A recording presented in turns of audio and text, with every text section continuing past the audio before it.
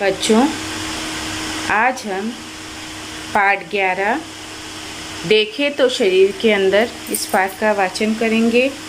मैं आपको ये पाठ समझाऊंगी, इसके बाद आपको पाठ का वाचन करना है और फिर समझना है। इसके बाद स्वाध्याय के प्रश्न करने हैं। तो बच्चों, इस पाठ में हम अंतरेंद्रियों के बारे में सीखेंगे। अंतरेंद्रियों मतलब हमारे जो अंदर इंद्रियां होती हैं, अंदर जो अंग होते हैं, उसके बारे में हम सीखेंगे। अंदर के अंगों के बारे में। अभी तक कक्षा तीसरी में हमने ज्ञानेंद्रियों के बारे में सीखा था। अब अंतरेंद्रियों के बारे में सीखेंगे। यहाँ पर चित्र देखो। अब यहाँ कांच पर एक लड़का जो है सांस ले रहा है और देख रहा है कि सांस कैसे हमारा पेट फूलता पचकता है।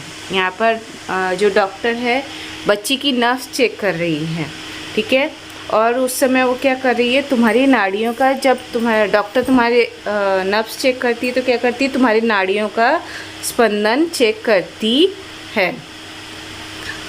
तो बच्चों, हम जो प्रतिदिन विभिन्न कार्य करते हैं, वे कार्य करने के लिए हमें शरीर के कुछ निश्चित अंग होते हैं और इसी निश्चित अंगों का हम उपयोग करते हैं।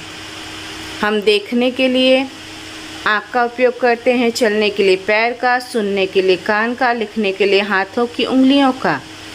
और बाह्य अवयव के बारे में हम सीखते हैं।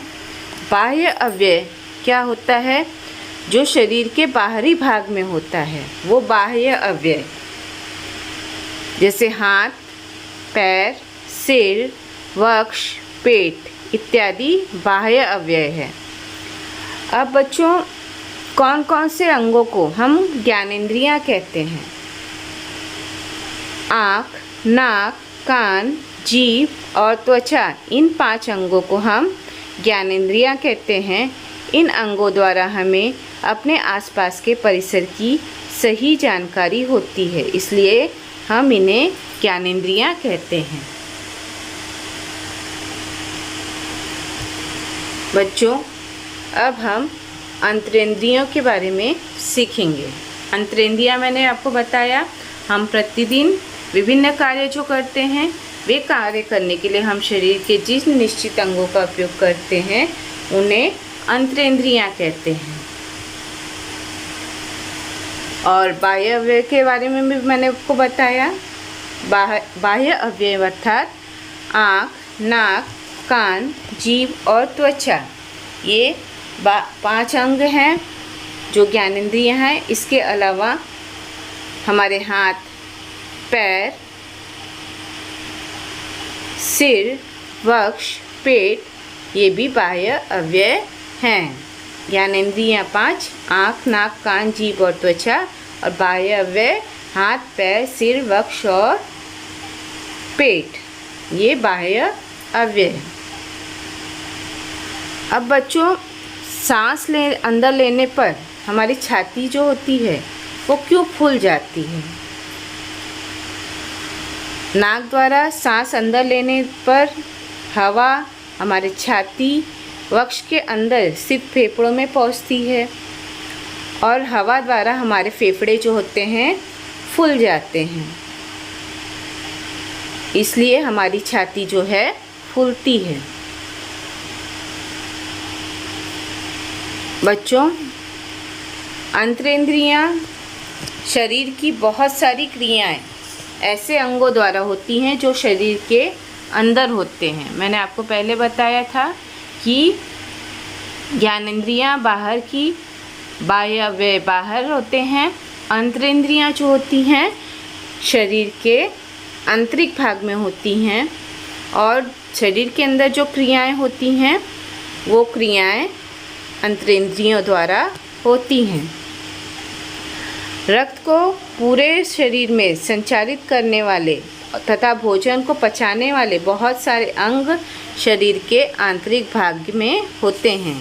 ये शरीर की अंतरेंद्रियां हैं, अंदर वाली इंद्रियां हैं। तो बच्चों, हमने एक नया शब्द सीखा है, अंतरेंद्रियां, आंतरिक अवयव। आंतरिक अवयव जो शरीर के बाहर नहीं दिखाई देते हैं। मैंने आपको ये भी बताया कि जो शरीर की बहुत सारी क्रियाएं होती हैं, जैसे सांस लेना, भोजन का पाचन करना, रक्त का संचार करना, ये सब अंतरिंद्रियों द्वारा होता है। रक्त का संचार हमारी रक्त वाहिनियों द्वारा होता है और रक्त का परिसंचरण होता है।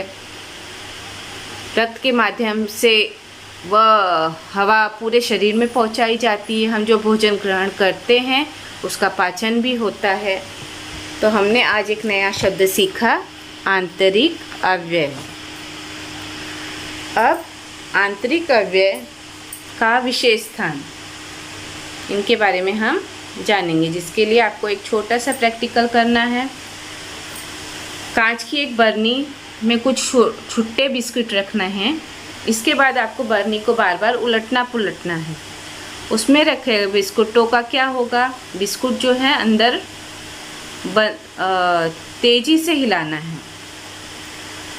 बरनी में रखे बिस्किट क्या होंगे, ऊपर नीचे हो जाएंगे और वो क्या होंगे, टूट फूट भी सकते हैं। परंतु पूड़े वाले बिस्किट नहीं टूटेंगे। आपको 2 बिस्किट रखने हैं, कुछ छुट्टे रखने, एक पैकेट वाला रखना है।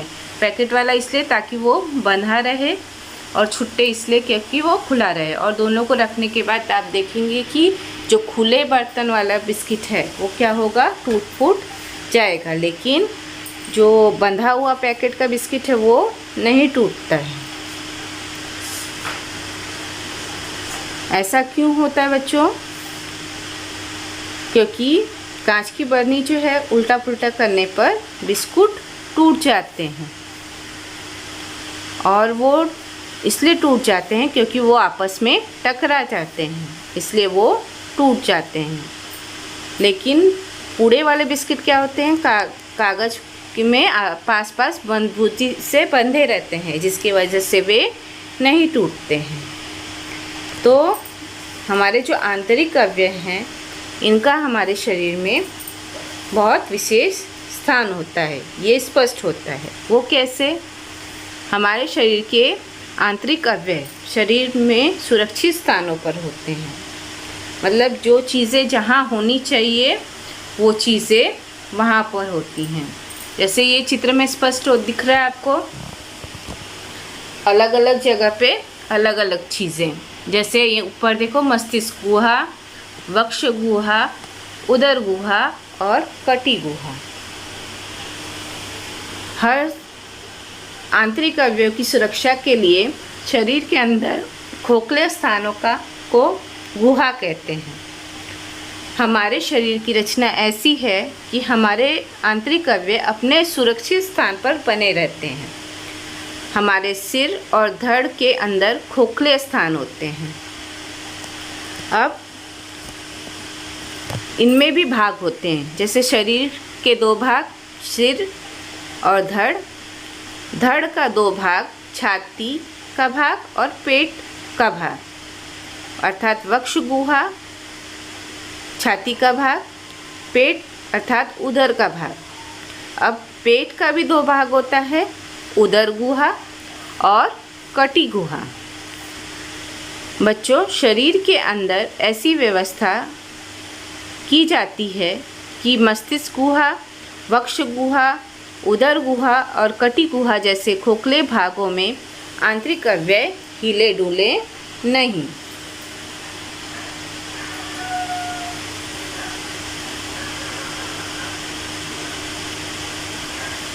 बच्चों, यहाँ पर देखो, पाठ्य पुस्तक में चित्र देखो। यहाँ पर एक व्यक्ति नल की टोटी में आने वाले पानी के एक पीपे को भर रहा है। पीपे की टोटी से कुछ दूरी पर है, फिर भी ये टोटी से बाहर गिरने वाला पानी पीपे तक पहुँच रहा है। इसका क्या कारण है? उस व्यक्ति ने नल की टोटी को रबर की एक नली से जोड़ दिया है। इस नली द्वारा दूसरा सिरा, खुला सिरा पीपे में रखा गया है, इसलिए टोटी से बाहर गिरने वाला पानी पीपे तक पहुंच रहा है। बच्चों, अब हम ग्रास नली या ग्रसनी के बारे में सीखेंगे। ये है आपकी ग्रास नली, आप चित्र में स्पष्ट देख सकते हो। ग्रास नली या ग्रसनी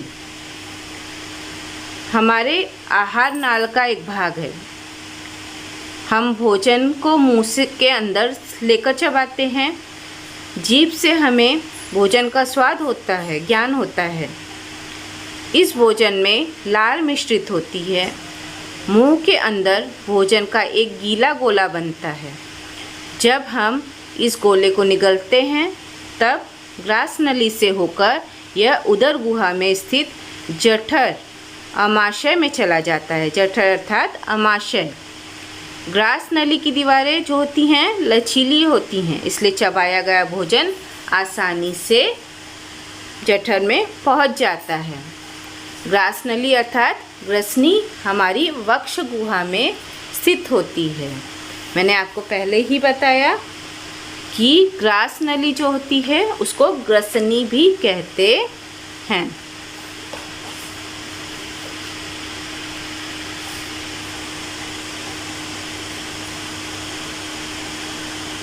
बच्चों, आपको ये सोचना चाहिए इस बारे में कि भोजन का पाचन करने वाले जो आंतरिक अवयव उदर गुहा में होते परंतु ग्रास नली वक्ष गुहा में होती, इसका क्या कारण है।